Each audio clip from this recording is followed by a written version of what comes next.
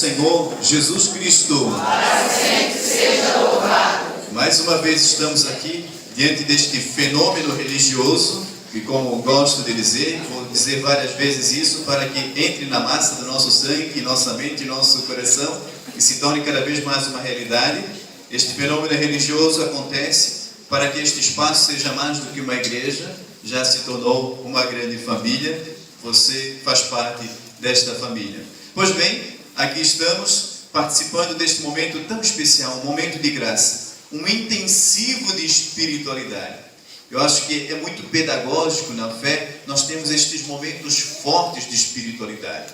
Diante do mundo com tantas opções e de um mundo tão agitado, de uma vida tão rápida, tão corrida, faz-se necessário que nós tenhamos como que oásis no meio do deserto. Eu acho muito pouco só a missa dominical.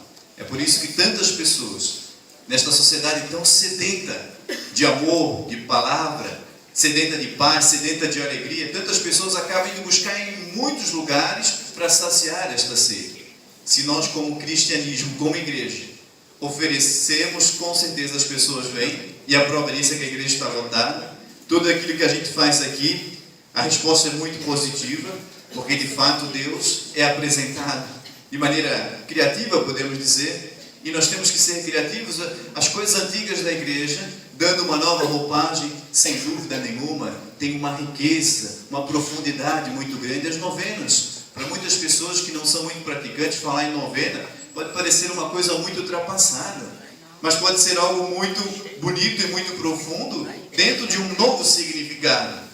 Ou seja, este intensivo, 9 semanas, como que um grande retiro de espiritualidade, um grande congresso de espiritualidade e oração. Interessante que dentro deste congresso estaremos abençoando várias vocações, várias profissões, e como na vida social, na nossa vocação, naquilo para o qual nós nos empenhamos, nos formamos para desenvolver nossa função, nos realizar como pessoas, trabalhando na sociedade, como é importante bênção, não é verdade? Vivemos num mundo tão estressado e às vezes os profissionais estão desanimados, insatisfeitos, porque às vezes não são correspondidos nas suas expectativas, às vezes não são reconhecidos, não recebem o que deveriam receber. Tamanha a importância da sua vocação, tamanha a importância da sua função na sociedade. E eis que nós iniciamos, é claro, este congresso com uma vocação que é a base de todas as outras vocações, a educação, não é verdade? Para eu ser padre hoje, eu tive que ter uma professora lá no início da minha infância. Depois na universidade tive que ter professores. Quantos profissionais da educação passaram para que este padre pudesse estar aqui, para que o engenheiro pudesse estar lá, o médico atendendo? Então, é de fato a base de tudo. E nós estamos dentro deste congresso rezando com Santa Teresinha e com Jesus Cristo. Jesus é o mestre dos mestres, podemos dizer, o professor dos professores. E dentro da fé católica, nós temos outros mestres que aprenderam com ele, aprenderam muito bem, para dizer, e foram pessoas humanas tal como nós somos, mas que conseguiram aprender de tal forma, que são para nós um testemunho a dizer, é possível colocar em prática aquilo que o mestre dos mestres ensinou. Que humanamente nós podemos dizer, mas o mestre fez tudo o que fez, falou tudo o que fez, porque ele era filho de Deus. Mas os santos, os heróis da fé, os mestres da espiritualidade, vêm confirmar, eles foram humanos tal como nós, com as mesmas fraquezas humanas, mas conseguiram abrir a mente, conseguiram como que apertar um gatilho da inteligência e entrou a grande mensagem da vida. Aprenderam com o mestre. E nós vamos então pensar um dos mestres, no caso Santa Teresinha do Menino Jesus, porque particularmente eu gosto muito dela, porque a data dela se aproxima. Quando eu me converti, quando a minha inteligência foi ativada, aguçada pela espiritualidade, quando eu tinha lá 14 anos, o primeiro livro de espiritualidade que eu li foi História de uma Alma, o qual eu recomendo muito, que conta, na verdade, a história de Santa Teresinha, é uma autobiografia. Lá ela tem os grandes ensinamentos, a sua interpretação sobre aquilo que o Cristo falou, como ela colocava em prática aquilo que o Mestre Jesus ensinou. E ela, pode-se assim dizer, foi uma das mulheres mais felizes que passou por esta terra. Viveu apenas 24 anos, mas quando ainda era criança, no momento de tensão, diante de uma perda significativa, perdeu a sua mãe. Ela recebe como que uma moção do céu, uma visita do céu através da mãe de Jesus, Nossa Senhora do Sorriso, recebeu esse título, porque aparece para ela sorrindo e revela que ela não estaria só, que ela não perdeu, porque não se perde, aprendi isso no final de semana, não se perde aquilo que você sabe onde está, né? Ah, perdi a chave do meu carro. É porque você não sabe onde está. Se você sabe onde está a chave, não está perdido. Assim também nós não perdemos pessoas se nós sabemos onde elas estão. Se sabemos que a pessoa está no céu, então não está perdida. Um dia vamos reencontrá-la. E quando o céu se manifestou a Terezinha, a fez entender isso. Eu não perdi. Minha mãe está no céu e além dela, então eu ganhei no céu uma intercessora. E ela então começa a estudar os ensinamentos de Jesus para amenizar a sua dor. Sua dor é amenizada e se torna, com apenas 24 anos, hoje ela é considerada, ela foi declarada doutora da igreja. Olha só, tem um título de doutora, porque escreveu coisas magníficas em tão pouco tempo, como uma jovem. E ela se entregou tanto à espiritualidade, que mesmo em momentos difíceis, momentos de tensão, ela conservava a serenidade, conservava a paz, conservava a sua inteligência aguçada. E morreu dizendo, não morro, entro na vida. E antes de morrer ela pediu a Deus, Deus, eu quero passar o meu céu fazendo bem sobre a terra. E ela era muito devota da Eucaristia, ela acreditava piamente que na Eucaristia está o corpo de Cristo. E sempre que tinha uma missa, ou quando o Santíssimo passava, ela pegava uma rosa e ofertava. Às vezes pétalas de rosa, por isso que vem a devoção da rosa. E ela disse, passarei o meu céu derramando uma chuva de rosas sobre a terra.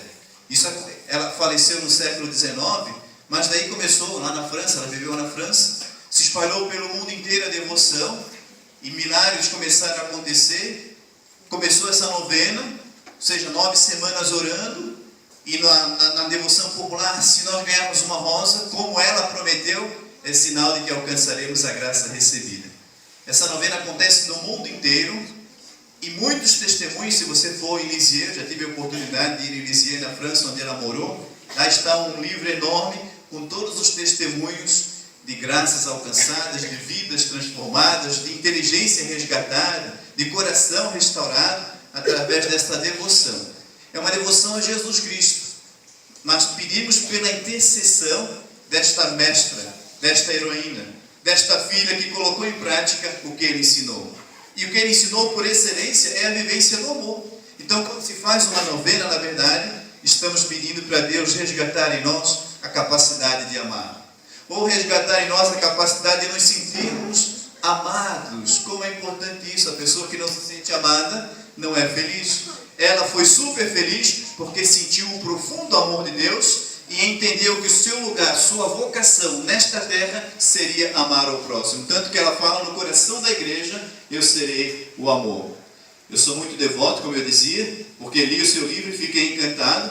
Aí me ordenei padre, e a minha primeira paróquia, depois de padre, o bispo me chama e diz, Padre Valmir, tem uma paróquia falida. Eu sei que você é um padre jovem, então não tem muita experiência, mas tem o vigor da juventude. É uma paróquia problemática, porque no pé de uma favela, e ela está completamente falida, não vai mais ninguém, dá 4, 5 pessoas, não tem ministério, não tem grupo nenhum. A casa paroquial está chovendo dentro, a igreja está bem, com bastante dificuldade, não tem dinheiro nem para se manter, tem sempre uma cesta básica que eles dão para a paróquia para ajudar o padre.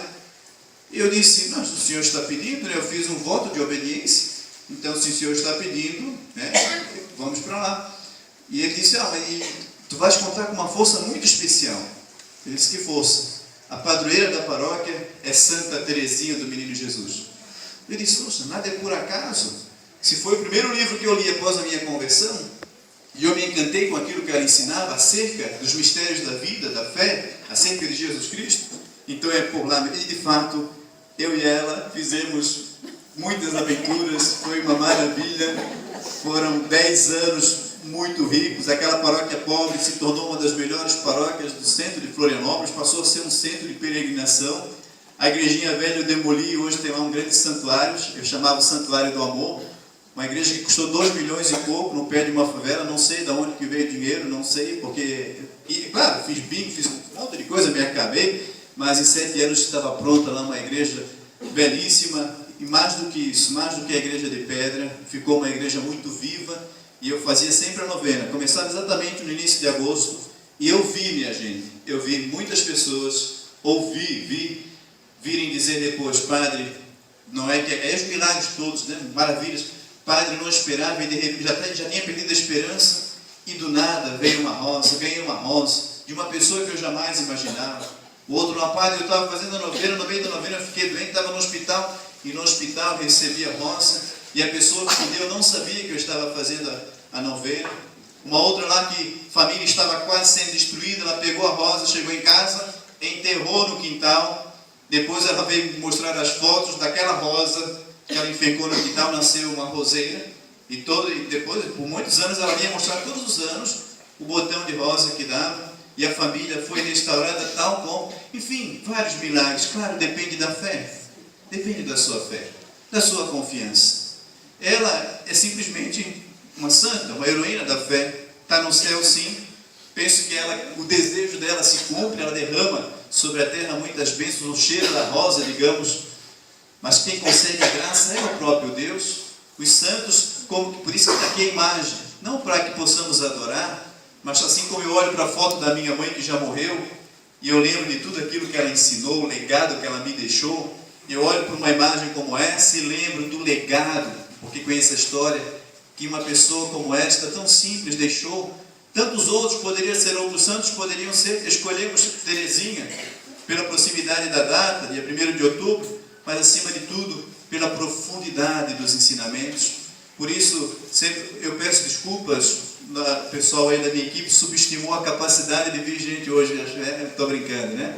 Ou seja, compramos tantas rosas, mas não imaginávamos que muitas pessoas comprariam 15, 20 rosas, então faltou, né? Mas nós vamos triplicar para a semana que vem a quantidade de rosas.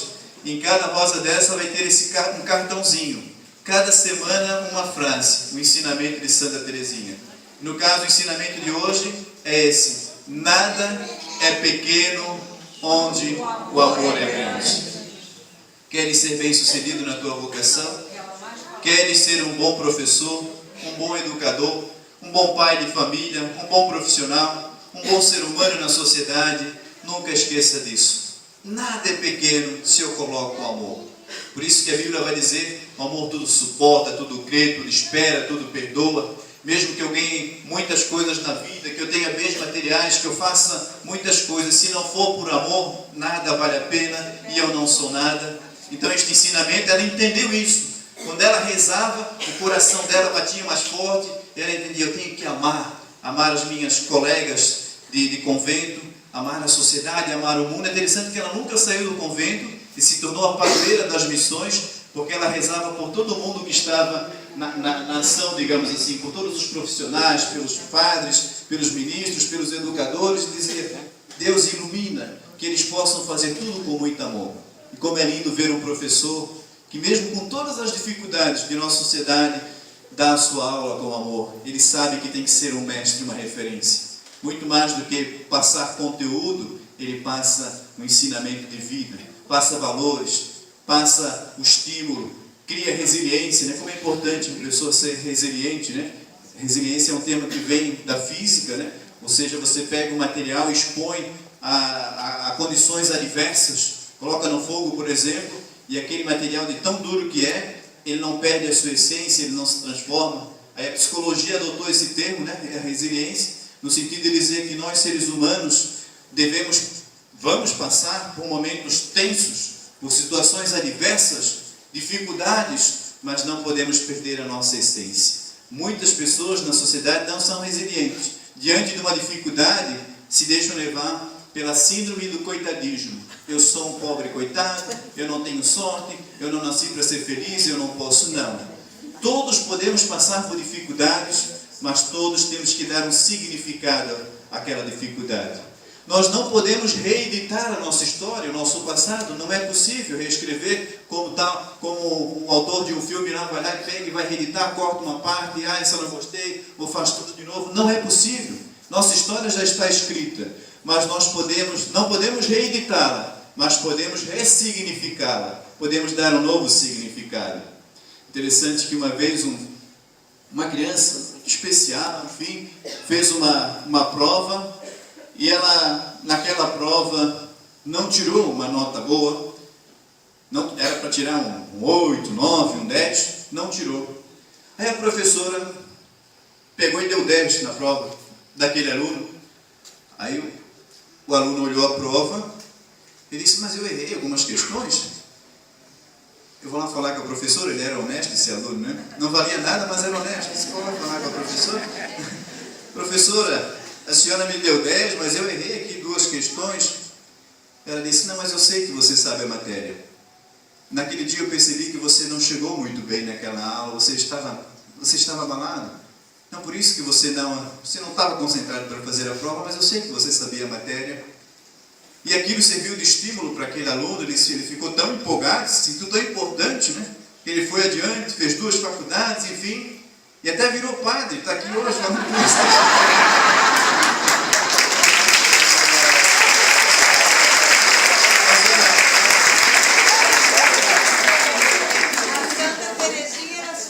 Olha que amor daquela mestra, daquela professora. E foi numa semana que eu cheguei, a minha mãe tinha descoberto que a mãe estava com câncer, e de fato eu sabia matéria, eu era um bom aluno, eu era esforçado, mas ela teve a sensibilidade, né, de saber que eu não estava bem. Se ela tivesse me dado uma nota ruim, talvez me xingado, me dado uma bronca, eu teria desanimado ali, não teria ido adiante, mas aquele ato, então foi muito mais. E era uma escola pública, né? O salário não era bom já naquela época, mas nada é pequeno onde o amor é grande. Olha a obra que aquela mestra fez no meu coração e através de mim em quantos corações. Imagine por esse Brasil afora quantas pessoas todo dia, quase todo dia eu escuto. Aí na segunda-feira eu fui rezar uma missa e veio uma pessoa e disse, padre, sua palavra mudou a minha vida, hoje eu sou um ser humano melhor. Meu Deus, não tem preço, não tem preço, nada paga, nenhum bem material paga a satisfação de você saber que você marcou a vida de alguém, que você deixou alguém feliz.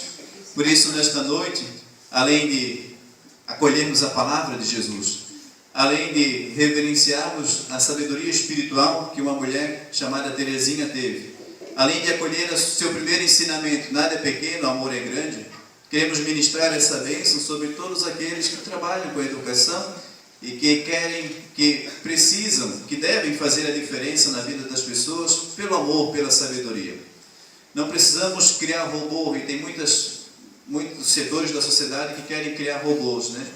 Esquecem que precisamos criar pessoas que sejam protagonistas de sua própria vida, protagonistas de um mundo melhor. É necessário levar em consideração sua história de vida, levar em consideração aquilo que se passa no coração humano, construir valores, construir capacidade de resiliência, né, de estar firme diante das dificuldades, das provações. Nós estamos criando uma sociedade de gente molenga, por isso que os relacionamentos conjugais não estão dando certo, porque as pessoas diante da primeira dificuldade correm. Temos que criar gente forte, tal como os atletas aí de uma Olimpíada. São pessoas altamente resilientes, né? Passam por dificuldades extremas, dores no corpo, é um treinamento, é uma disciplina ferrenha para ganhar uma medalha.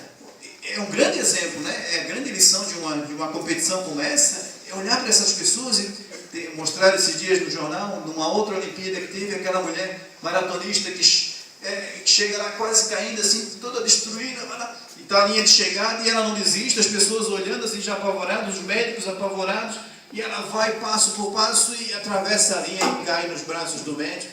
Meu Deus, que força é essa? É quando se tem um sonho, o sonho de chegar no objetivo, o sonho de ser feliz, o sonho de alcançar a medalha, a grande medalha da vida é a felicidade, é a realização. O mundo diz que a realização está no poder, está no dinheiro, está nos bens materiais. Não, a realização está em coisas tão pequenas, está enrolar talvez no chão com um filho pequeno, passear e tomar um sorvete, comer uma pizza, levantar uma taça de vinho, trabalhar assim com muito afinco, mas resgatar esses valores. Vivemos numa sociedade de jovens tão estressados, né? Deixa uma jovem adolescente sem celular um dia, ele entra em pânico, em parafuso, não é verdade? Mas nós também temos adultos com a mente estressada. com a mente acelerada, angustiados que não sabem trabalhar suas frustrações, suas perdas, idosos. Então o mundo está doente, a sociedade está doente, sem ser pessimista, mas com muita esperança, resgatar esta capacidade de fortaleza e determinação. O mestre da vida, no evangelho que eu proclamei, o evangelho de hoje, que foi lido no mundo inteiro, dá esse exemplo bonito. Chega uma pessoa para ele e insiste, uma mulher, a filha está doente, e ela está ali com aquela... É como se ela mesmo estivesse doente, né? Mãe vê filho doente, fica doente também, e ela vai com determinação. Mas tinha muita gente cercando o mestre, todo mundo pedindo alguma coisa. Aí ele foi enviado primeiro para as ovelhas de Israel. Ela era de uma outra cultura, de um outro povo. Os apóstolos todos querendo calar a voz dela, dizendo, não, cala a boca, manda essa mulher embora. De repente ela chega diante de Jesus, aí conversa com Jesus, não vê muito lucro, e ela insiste, persiste, e aí diz, mulher, grande é a tua fé, faça-se conforme a tua determinação. Ou seja, ela podia tudo ficar no cantinho humilhada. Poxa, eu não sou do povo de Israel, eu não nasci para ser feliz mesmo, eu vou esperar minha filha morrer. Olha, eu fui humilhado, os apóstolos mandaram calar a boca, mas não, ela não murchou diante das adversidades, ela não perdeu a sua essência, mas na sua resiliência, na sua fortaleza, na sua determinação, persistiu, perseverou e alcançou a graça necessária, a paz, a felicidade, a cura, a libertação, a vida, a felicidade de um ente tão amado, tão especial. Por isso, a exortação é, seja durante esta aventura espiritual, durante esta novena, estas 9 semanas, perseverante, persistente, peça aquilo que você necessita, assim como a mulher fez, pediu a Jesus Cristo. Não fique pensando, isso nunca vai acontecer comigo, será que Deus vai me olhar, eu não sou merecedor. Supere tudo isso, seja proativo, vá ao encontro do Senhor. Mas não esqueça também de deixar o coração aberto, não venha só pedir, venha aprender com o mestre dos mestres. Que Deus abençoe a todos nós, que tenhamos uma grande novena, um grande intensivo de espiritualidade, que seja um oásis no meio do deserto de nossa vida, que possa ativar em nossa mente um novo jeito de pensar, em nosso coração um novo jeito de sentir, e incutir em nós uma certeza: nada é pequeno onde o amor é grande.